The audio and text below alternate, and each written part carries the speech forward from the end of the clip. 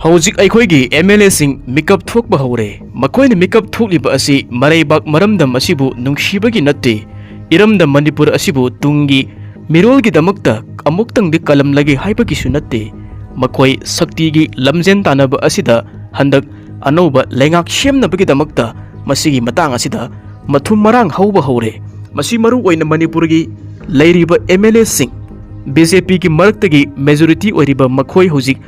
Khoiren masa paibagumna Delhi da paisinnakhre matam kuina masak masa urudraba MLA kaya ama tholaktuna marebak maramdam masi nungsiba amuk haurakle makoi sing asina marebak ningbagi sang asidi marebak nungsibagi mawong asidi onthokpani do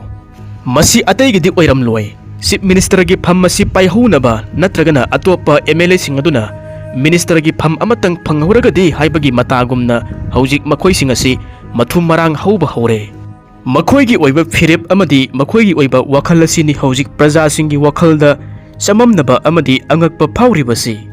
aikhoigi iramda Manipur asida matau kamdauna kari maramgi damakta party asigi haibadi BJP gi lairiba MLA mihut sing asina assembly da majority oina matau kamdauna state asida PR thamlakhibano haiba asi kauthoklaga anoba lengak ama semnaba amadi Makoi mayam asina center gi yungyaw lengak mapu aduda makhut lonaraga governor gi khuthangda lengak semhan biro haina hanna haijaba nijaba leptri makoi masel gi marakta wakhal lamadi lingjel manadriba asi manahan gi haibasu khande mathau masak khangdaba matau adusu sumthok ki haina su khande leibak asigi mangkarba izat kaya asi thajaba kaya asi amuktangdi hanjanba ngamhan gi haibasu khande Hojik makoina khaliba asina sakti khaktani lengak ama semnaba honabada tangai fadaba changba MLA masingsu hendokna leiraba masida karibuna walibasi aduna ngaihak leitana MLA mayam asina punsinba governor gi manakta chatlaga lengak semnaba claim tauba amadi Home Minister da Prime Minister da anoba lengak semhan biro haiduna memorandum kaya ama iduna taknaba leiba targasu ngasi phauba mai paktana lakhi Asumna makoi mayamasi MLA nipuni thoina luchingba amabu saugatle hairabasu natragana kuki MLA tarabu yauri hairabasu natragana Congress ki MLA manga asi khaidoklaga lemhoriba MLA singasina lengak semada saugatnare yanaba leire haiba taragasu center da leiriba luchingba Prime Minister amadi Home Minister na taraina hekta anoba lengak semjaro haina hairakadobasi mandre panba yabadi haukhiba tha August ki tang 16 da President rule gi matam tha taruk asi loikraba matungda anauba matam tha taruk amaga sangduknabagi ayaba Lok Sabha amadi Rajya Sabha na ayaba su pikhrabani makhata na tha taruk amaga February gi tang 16 phauba PR asi sangdoklagani haina lauthokkhibani hojik center gi NDA gi lengakta luchingba Prime Minister Modi mahak masamakna Manipur hariba state asibu lamdam asibu India kauba lamdam asigi state ama oina mathumoida laude haibasi mayak sengna adumak matam kayagi mamangdagi miyamna launaragasu lai handak mahaki Manipur gi khongchat adu karigumba kanaba amata phangkhide makoina control tauba loilam oina lawi haibasidi nakai sengle phanadi kuirabani hanagi Chief Minister yauna lairiba MLA mayam asina Prime Minister Modi bu amuktangdi unajagi haibasi ngasi phauba phangdana lakhi Handak Prime Minister Modi na Manipur da lakhiba khongchat aduda hanagi Chief Minister Sri N Biren Singh yauna lairiba MLA sing aduna Prime Minister ga unakhibra kari wari khanakhibuno haibadusu miyamna khangalamde unabasu phanglamdo mande pung kharagi oiba khongchat oibanina Prime Minister ga lairiba MLA sing aduga wari sanakhibagi pau amatasu laikhide matawasum tauna sahi asigi haukhiba tha February gi tang 18 dagi state asida PR thamlakraba matungda hanagi matawgumna maitei amadi kuki anigi marakta ka henba mihat mipungi oiba thodoksingi thokpa laikhidre matawasum tauna hojik Manipur asida oirakliba situation asida BJP gi lairiba MLA mayam asina hanadi punsin mayaramdabani makhoi khaibung tana leramba adu hojikti pulap punsilaga lingjen manaraga anauba lengak ama semdaba yade haibagi matagumna makhoi Delhi da mathang paisinnakhre ngasi numit nini humni asigi manung asida BJP gi MLA mayam ama Delhi da paisinakhiba aduda MLA-sing adugi marakta masa masagi oiba tonganba wafamsing mot kaya amasu phongdukna khiba leikhi Delhi gi damakta Imphal thadokhiba MLA-sing gi marakta Delhi changliba adu masagi oiba lanai gi oiba wafam kaya ama phongdokpasu yauki makoina phongdoklamba wafamsing aduda haidokpa yaba amadi yadaba haiba ama leiba taragasu MLA-sing gi oinadi makoida fauriba sentiment sing adu chapchaba uba ngammi अदुबो Masih खुदिमक ओइबा तारगसु हंदककी BJP की MLA सिंगी Delhi the पाइशिनखिबा मकोइगी खोंगचत असिदी अराइबा ओइरैदौरी हानगा मानदबा खोंगथांग अमदा लाकबसु यारी मसीकी मरमदी अइखोइना उबदा ममांगदा MLA सिंगी मरकता मोट मानदबा खाइबुंग खाइबुंग ताबा तोंगान तोंगान लेरंबा अदु pull-up पुनसिलगा लिंगजेन मानरगा अपुनबगी ओइबा फिरेप अमा लौरगा Delhi the centre की लुसिंगबसिंगदा तक्षिंदुना अनौबा लेंगाक अमा शेमनबगी खोंगथांग अमा लाकपासिदा हंदकी मतांग असिदा MLA सिंगी ओइबा अचुंबा फिरेप अमदी लौरकपा याई हाइना प्रजा सिंगना थाजरी पनबा याई हंदक निमित खरनि सिगी ममांगदा दिल्ली की दमक इम्फाल थादोकलमदाइदा एयरपोर्ट BJP की MLA सिंगी ओइबा मखोइगी अखन्नबा मोट खरसु फोंदोकलमखि मकोइसिंग अदुगी मनुंगदा अंद्रो केंद्र की MLA थौनाउजम श्याम कुमार ना हाइखिबदा दिल्ली द मखोई MLA सिंग अदुना चंगसिलिबा असि मणिपुर मियामगी अपाम्ब अदु खंगना पॉपुलर गवर्नमेंट अमा थमनबगी दमकता सेंटर की लुसिंगबसिंगदा तक्षिनबा चटपनी हाइना थमलमखि MLA श्याम कुमार ना पाउमी सिंगी मफमदा थमखिबा वाफमदा हौजिक स्टेट असिदा इरांग हानगुमना लैत्रबनी इंग तप लैरबा स्टेट असिदा PR असि मखा ताना अदुमक थम्बा असि यादे लैबाक असि डेमोक्रेसी चलिबनी मियामगी राइट अदुसु मत्पा यारोय मरम अदुना मियामगी अपाम्बा असि खंगना मियामगी मिहुत ओइरिबा MLA सिंगना सेंटर की लुसिंगबसिंगदा पॉपुलर गवर्नमेंट अमा लैहन्नबा तक्षिलुगनी हाइनसु फोंदोकलमखिबनी मसिगी मतांग असिदा मखा ताना MLA TS श्याम कुमार ना फोंदोकलमखिबदा BJP की MLA ओइना पार्टी असिगी लुसिंगबसिंग असिबु उन्नबा हाइबसि राइट अमनी करिगुम्बा हंदकी खोंगचत असिदा सेंटर की लुचिंगबसिंग अदुना मखोइबु उन्नहलक्तबा तारगदी रिजाइन तौबा नतना अतै लंबी अमत लैते हाइना फोंदोखिबा असिनी अदुगा मियामगी दमकता खल्लगा अतोप्पा पांबै अमा येंगबा ताबनी हाइनसु MLA TS श्याम कुमार ना मियामगी मफमदा अमदी पाउमीसिंगदा हंगबा वाहंगी पाउखुमदा फोंदोखिबा असिनी अदुगा अतोप्पा अमना लंगथबाल केंद्र की MLA करम श्यामसु महाकी ओइबा वाफमसिंग फोंदोखि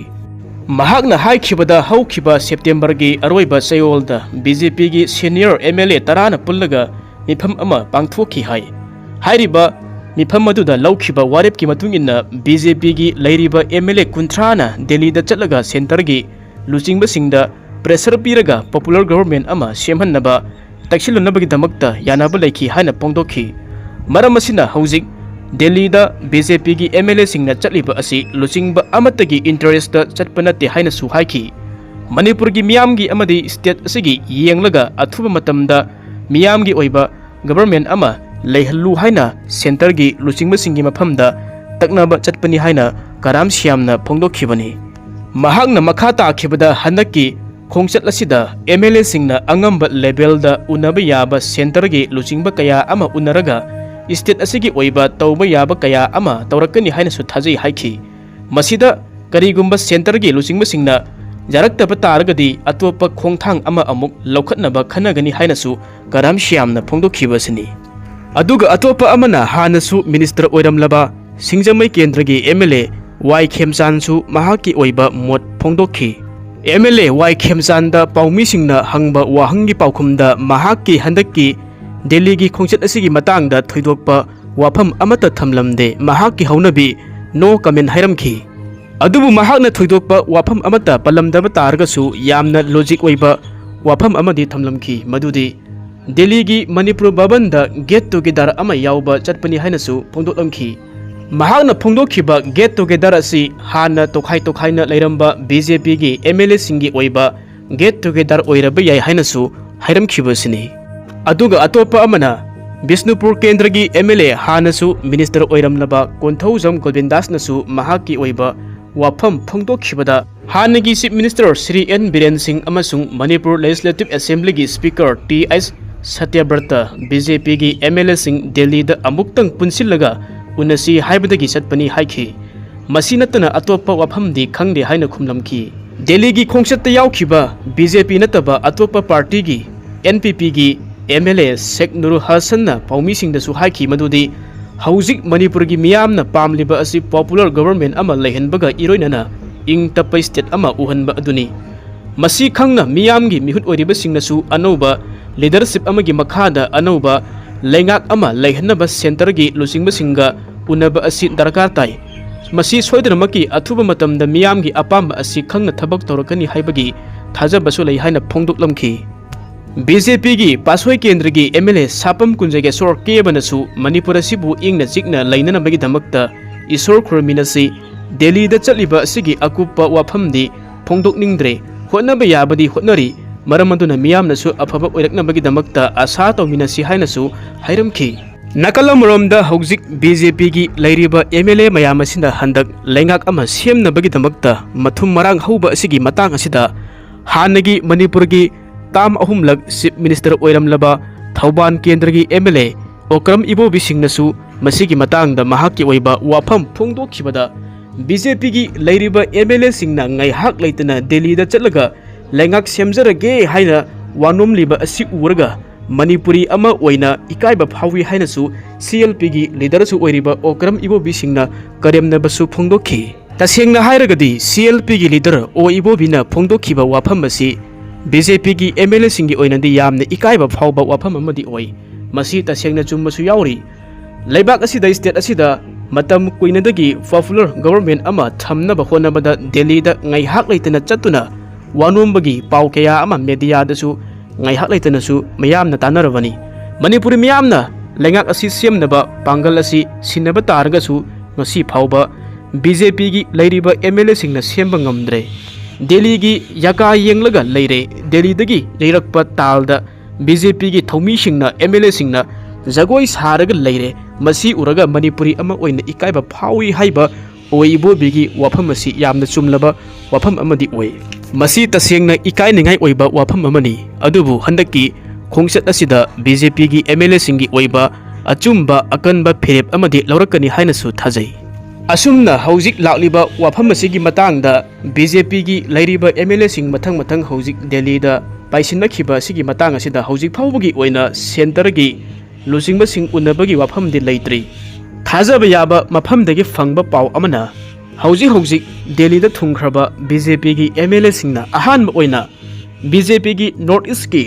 ꯀꯣꯑꯣꯔꯗꯤꯅꯦꯇꯔꯁꯨ ꯑꯣꯏꯔꯤꯕ ꯄꯥꯔꯇꯤ ꯑꯁꯤꯒꯤ ꯅꯦꯁꯅꯦꯜ ꯁ꯭ꯄꯣꯛꯁꯄꯔꯁꯟ ꯁꯝꯕꯤꯠ ꯄꯇ꯭ꯔꯒ ꯍꯥꯟꯅ ꯎꯅꯒꯅꯤ ꯍꯥꯏꯔꯤ꯫ ꯑꯗꯨꯒ ꯑꯇꯩ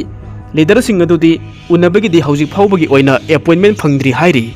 ꯃꯁꯤ ꯈꯨꯗꯤꯡꯃꯛ ꯑꯣꯏꯕ ꯇꯥꯔꯒꯁꯨ ꯍꯧꯖꯤꯛ ꯗꯦꯜꯂꯤꯗ ꯊꯨꯡꯈꯤꯕ BJPꯒꯤ MLAꯁꯤꯡ ꯑꯃꯗꯤ ꯑꯇꯣꯞꯄ ꯄꯥꯔꯇꯤꯒꯤ ꯂꯩꯔꯤꯕ MLAꯁꯤꯡ ꯑꯗꯨꯅ ꯍꯟꯗꯛꯀꯤ ꯃꯇꯥꯡ ꯑꯁꯤꯗ ꯁꯦꯟꯇꯔꯒꯤ ꯂꯨꯆꯤꯡꯕꯁꯤꯡ ꯑꯁꯤ ꯎꯅꯔꯒ ꯇꯪ ꯇꯥꯕ ꯑꯃ ꯈꯟꯅꯔꯒ ꯁ꯭ꯇꯦꯠ ꯑꯁꯤꯗ ꯍꯧꯖꯤꯛ ꯃꯇꯝ කුꯏꯅ ꯂꯩꯉꯥꯛ ꯂꯩꯇ꯭ꯔꯤꯕ ꯑꯁꯤ ꯂꯩꯍꯟꯅꯕꯒꯤꯗꯃꯛꯇ ꯑꯔꯣꯏꯕ ꯑꯣꯏꯅ ꯋꯥꯔꯦꯞ ꯑꯃ ꯂꯧꯔꯛꯄ ꯌꯥꯕꯒꯤ ꯑꯣꯏꯊꯣꯛꯄꯁꯨ ꯂꯩꯔꯤꯕ ꯄꯣꯠꯅꯤ꯫ ꯃꯌꯥꯝ ꯄꯨꯟꯅ ꯌꯦꯡꯃꯤꯟꯅꯔꯁꯤ꯫ ꯍꯟꯗꯛ ꯅꯨꯃꯤꯠ ꯈꯔꯅꯤꯁꯤꯒꯤ ꯃꯇꯨꯡꯗ ꯑꯆꯨꯝꯕ ꯂꯝꯕꯤ ꯑꯃꯗ ꯂꯥꯛꯄ ꯑꯣꯏꯔꯁꯅꯨ꯫ ꯃꯤꯌꯥꯝꯒꯤ ꯑꯣꯏꯕ ꯑꯅꯧꯕ ꯒꯕꯔꯟꯃꯦꯟꯠ ꯑꯃ ꯁꯦꯝꯗꯨꯅ ꯃꯤꯌꯥꯝꯒꯤ ꯑꯣꯏꯕ ꯆꯥꯎꯈꯠ ꯊꯧꯔꯥꯡ ꯑꯃꯗꯤ ꯇꯪꯗꯨ ꯂꯩꯇꯥꯕ ꯁꯥꯟꯇꯤ ꯂꯩꯕ ꯂꯝꯗꯝ ꯑꯃ ꯑꯣꯏꯔꯁꯅꯨ꯫